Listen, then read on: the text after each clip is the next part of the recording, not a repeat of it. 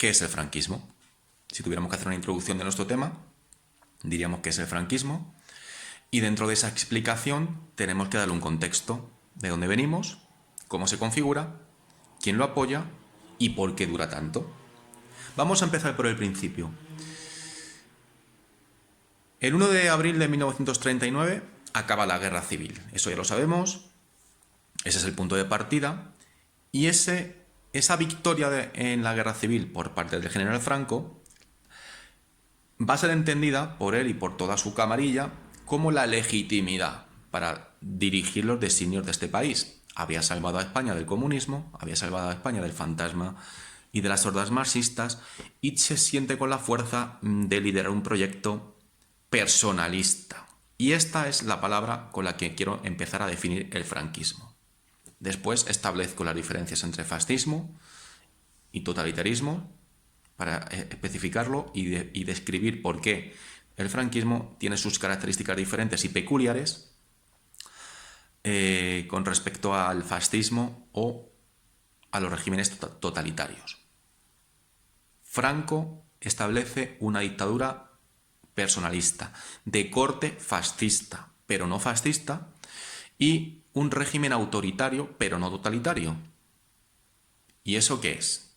Vamos a diferenciarlo. ¿Qué es el fascismo? El fascismo es un movimiento político, una base social e ideológica que nace en Italia en los años 20 en la figura de Benito Mussolini. Por darle una pincelada breve, Mussolini funda el Partido Nacional Fascista en el año 21, en el año 22 realiza la marcha sobre Roma, y en esa marcha sobre Roma conquista el poder mediante un golpe de Estado, con la connivencia del rey Víctor Manuel III. ¿Por qué Mussolini da un golpe de Estado? Mussolini quiere acabar con el comunismo, que va a ser una de las principales señales de identidad del fascismo. Quiere evitar que se propague el marxismo en Italia y para eso decide tomar las riendas. ¿Cómo? Mediante un grupo paramilitar que había armado él, un grupo paramilitar, como digo, es decir, no son militares oficiales, sino que son civiles que se van armando y forman una especie de ejército popular, violentos, que se dedican a amedrentar y a asesinar a todos los sospechosos o a todas las personas de tendencia izquierdista, marxistas, en su más amplio sentido de la palabra, socialistas y comunistas. Tal es así que Matteotti, un socialista, es asesinado. Mussolini se asienta en el poder y lo primero que hace cuando conquista el poder es acabar con un régimen democrático, con un régimen parlamentario. ¿Cuáles son las características del fascismo? ¿Por qué un régimen es considerado fascista? Tiene una serie de características esenciales que vamos a pasar a describir. Esencialmente podemos definirla en 4 o 5 características, que son, primero, el nacionalismo. Nacionalismo ferviente, exacerbado, ultranacionalismo que se va a basar en el militarismo y en la idea de imperialismo, esa idea de gran imperio que tenía Mussolini en su pasado romano. De hecho, una de las características del fascismo va a ser la incorporación del saludo a la romana, el saludo con el brazo en alto. La exaltación del Estado totalitario y absoluto es la segunda característica de un Estado fascista. El Estado totalitario es aquel que concentra todos los poderes en la figura de una única persona, en este caso el jefe del único partido político legal en el país, que es el Partido Nacional Fascista. El militarismo, como he dicho, envuelve a toda la sociedad, una sociedad que pasa a estar controlada por unos principios muy rígidos, muy férreos, con el rechazo a la democracia, la suspensión del parlamentarismo, la prohibición de partidos políticos, el culto al líder, a una figura carismática como va a ser Mussolini, una figura con una gran capacidad de oratoria y con una gran capacidad de convencer a la gente. Ese carisma es característico de todos los dictadores, el caso de Hitler, el caso de Mussolini y el caso de Stalin. El caso de Franco veremos cómo su carisma es diferente. Recibe el nombre de Duce, en el fascismo es el líder, el guía espiritual del pueblo italiano, Führer en el caso de Hitler y caudillo en el caso de Franco. La estética y el simbolismo que rodea un partido, un régimen fascista y este Partido Nacional Fascista es muy importante y va a ser el que se extienda por toda Europa. El saludo a la romana que he dicho anteriormente y toda la simbología, toda esa parafernalia militarista que envuelve el Partido Nacional Fascista en este caso. El anticomunismo y el antiliberalismo son esenciales también en esta ideología de partido fascista, de un elemento clave y común que va a ser el hilo conductor en los regímenes totalitarios o autoritarios en Europa en los años 30. Y también ese rechazo a la razón, la irracionalidad, el irracionalismo, el populismo y la demagogia con el que convence a la población, controlando a la población y manipulando a las masas, atrayéndolas de forma, en cierto modo, tramposa. Esto va a ser pulido, estas características que van a desarrollar el fascismo en Italia van a ser pulidas y van a ser llevadas más allá con los nazis en Alemania, con la Alemania de Hitler, que conquista el poder en el año 33, que incluye dentro de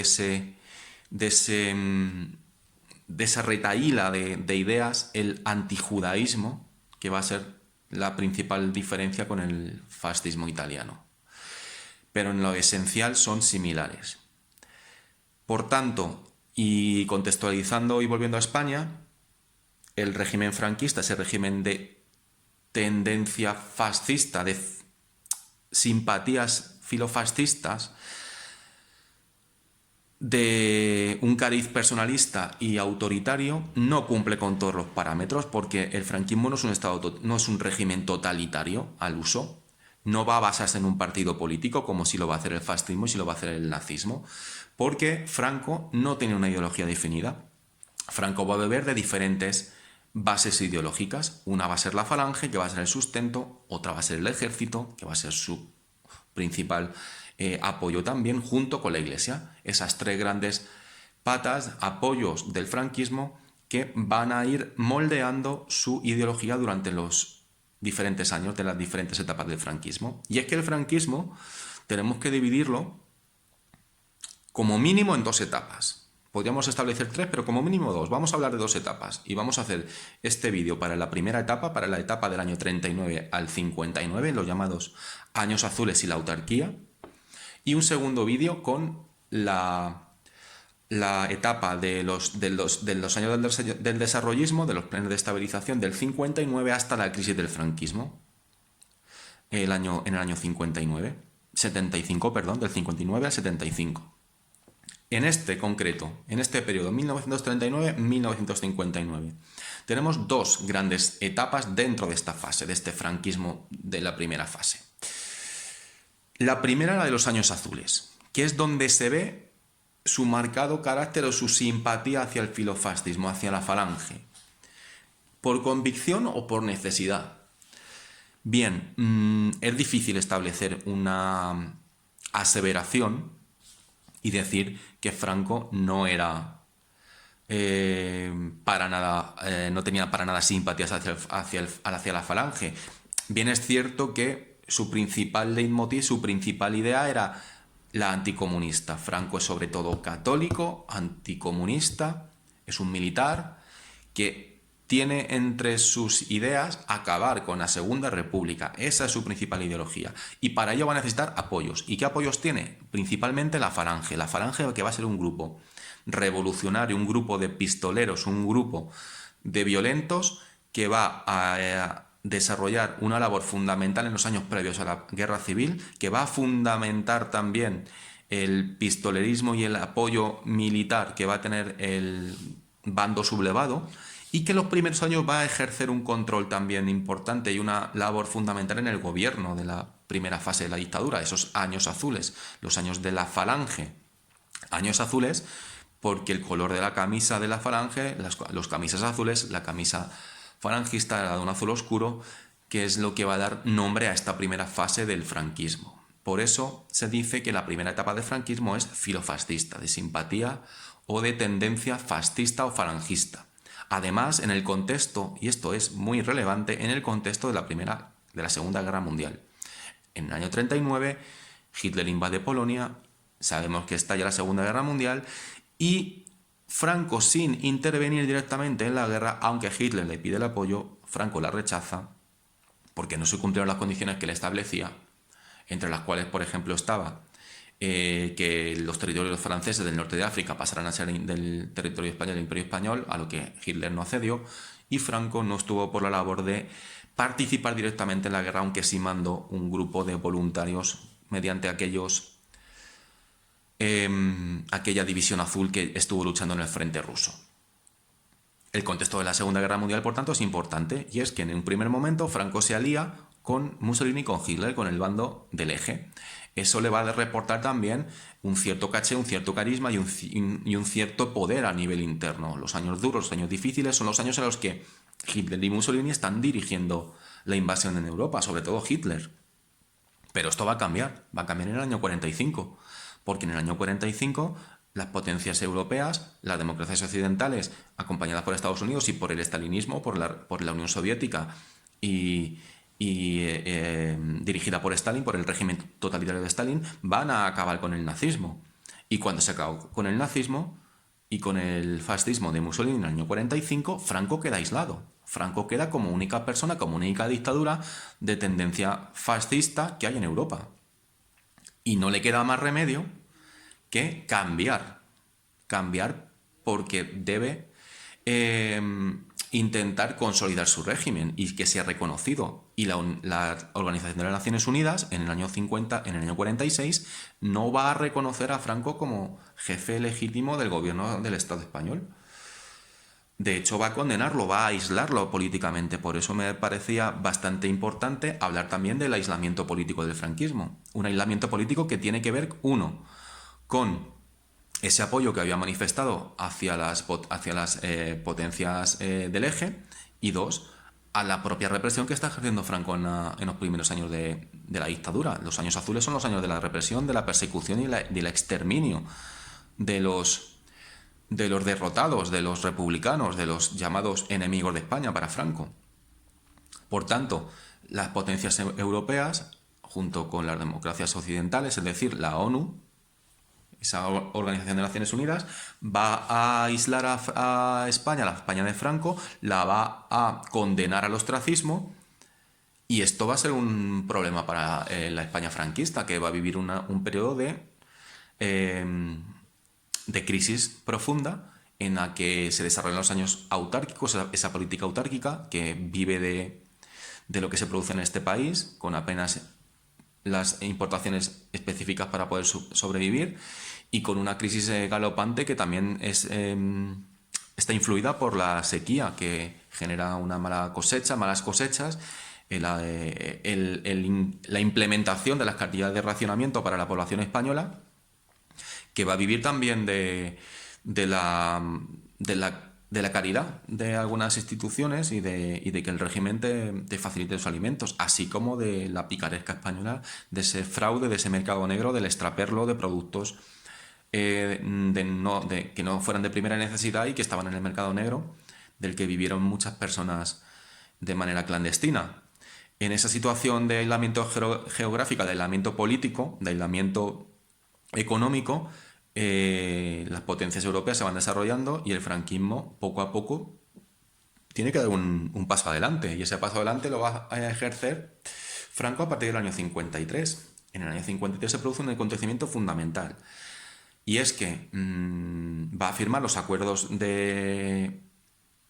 con la Santa Sede, el concordato con Roma, ese concordato que legitima y que da el espaldarazo definitivo a Franco, legitimándolo en el poder, reconociendo a Franco como líder, como jefe legítimo del gobierno de España, también atendiendo a ese catolicismo y a esa lucha que había llevado a cabo Franco por implantar o por reimplantar el catolicismo en un país que había girado hacia el laicismo en los años previos, durante la Segunda República.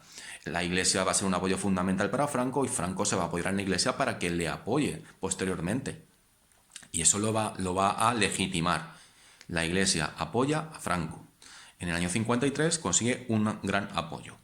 Y por otro lado, en el año 53 firma con Estados Unidos un acuerdo comercial de cooperación en el que Estados Unidos va a ofrecer ayuda económica a España. Se habla de unos 1.000 millones de dólares que ofreció Estados Unidos, ya que no había recibido España ayuda del Plan Marshall después de la Segunda Guerra Mundial, precisamente por ser un régimen fascista que había colaborado con Hitler y con Mussolini.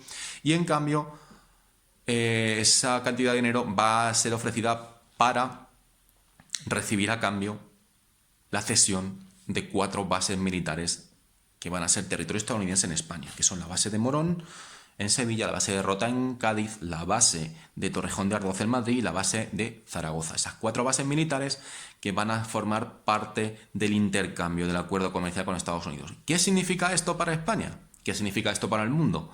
¿Qué significa esto para Estados Unidos? 1. Para España significa que Estados Unidos reconoce a Franco.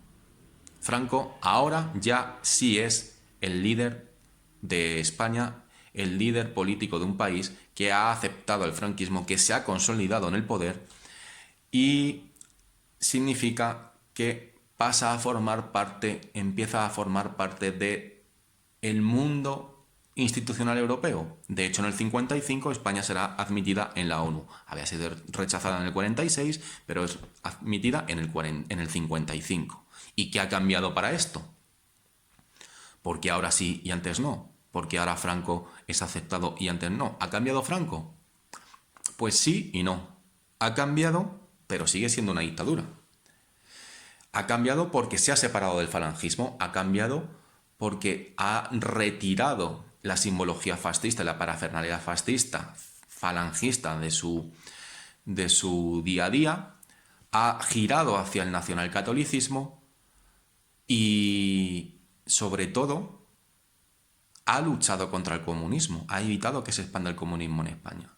Y en este momento en Europa, en el año 1953, estamos en plena Guerra Fría, es el año en el que muere Stalin y es el año en el que Estados Unidos decide que tienen una oportunidad fundamental para permitir que ese sustento político y ese freno, esa barrera que supone Franco al comunismo siga siendo tal. Para ello necesitan un acuerdo comercial. Ese acuerdo comercial viene, más que comercial, es un acuerdo de colaboración y sobre todo eso, militar, porque Estados Unidos va a beneficiarse con ese territorio que consigue dominar en España, que todavía mantiene. Pero sobre todo eso, evitar que se expanda el comunismo, aunque Stalin haya muerto, la Unión Soviética sigue siendo el único régimen comunista en una Europa que vive dividida entre el bloque capitalista y el bloque comunista, en esa Europa de la Guerra Fría, en ese mundo de la Guerra Fría, en el que Estados Unidos es el enemigo por antonomasia de la Unión Soviética. En ese contexto tenemos que localizar, por tanto, esta intención, esta jugada que realiza Estados Unidos en España, que por otro lado es un éxito para Franco. A nivel diplomático consigue el reconocimiento de las potencias internacionales y el régimen se ha institucionalizado.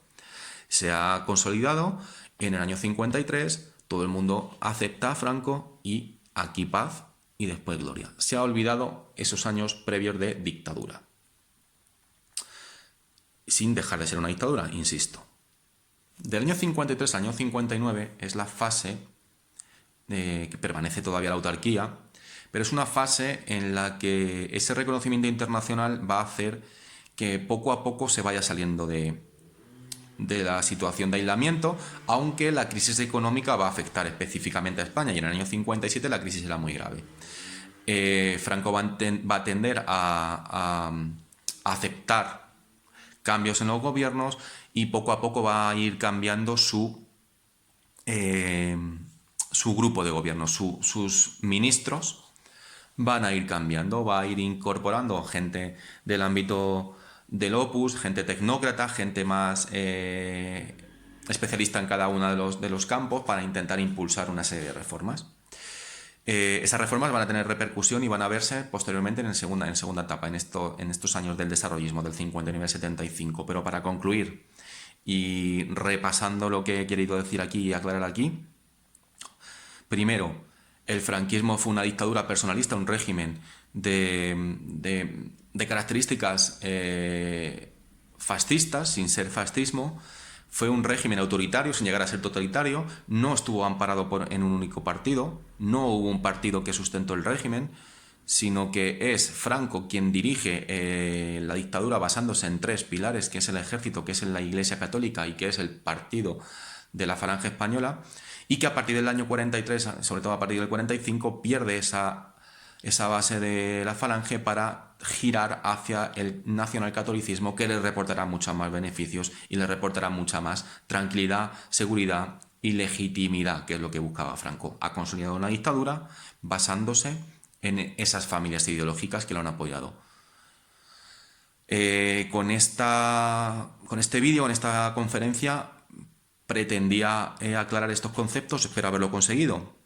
Me dejáis algún comentario si tenéis alguna duda y vamos comentando cualquier otro aspecto relacionado con el aislamiento internacional o con esta idea de franquismo, fascismo o no.